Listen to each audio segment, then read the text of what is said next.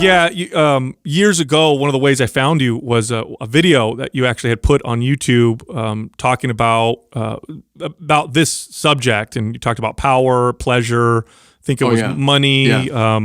Yeah, wealth, pleasure, power, honor. Honor, right? And I was an atheist, years ago, and if you asked me if I had worshipped anything, I would have said no, I don't worship anything. But then when I understood that my actions actually reveal what I worship, the way I understood it, and please correct me if I'm wrong, but obviously as humans, every choice we make is based off of values. So, like for example, I chose to wear this shirt today because I thought it was better to wear this shirt than another shirt, and I choose to do this job because it's better than another choice. And what I eat for lunch and along those lines, everything I choose is something that I value more than the other choices, and ultimately at the top of that is my top value, which is what I worship. So in other words, my actions revealed what I worshiped. What's the problem with that versus worshiping God? Why worship God versus allowing myself to just allow my actions to determine something else is valuable or most valuable to me? Because God is the highest value. And so when you forget that and you turn something which is less than God into God, it causes turmoil within you. When Augustine says, "My heart is restless until it rests in thee, O Lord," like you made me for yourself, and therefore my heart is restless. It means even as you achieve these various goods, and everything you describe, you're right, these are values. My talking to you right now is something I chose to do because it's a value. Now ask the question why about 5 times, and you'll come to the religious level.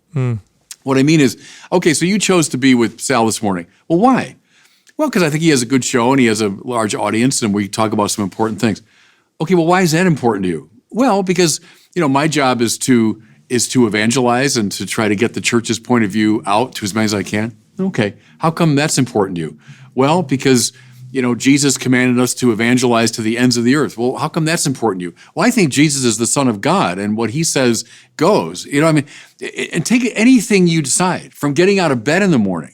Take the most trivial choice you make. Ask the why question 5 or 6 times.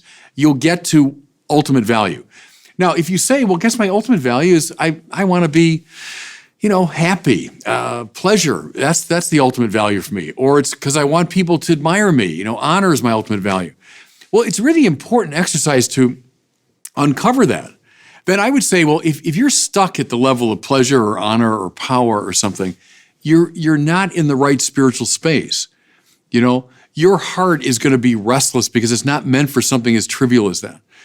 It's what differentiates us from the other animals. A dog has his dinner and has enough water and has a place to sit down. The dog is blissfully happy.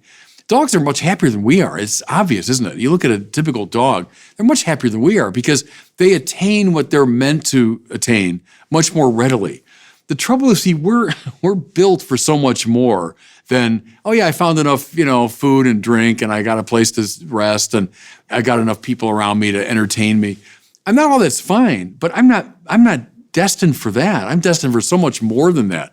And so my heart is restless until it finds what it's looking for.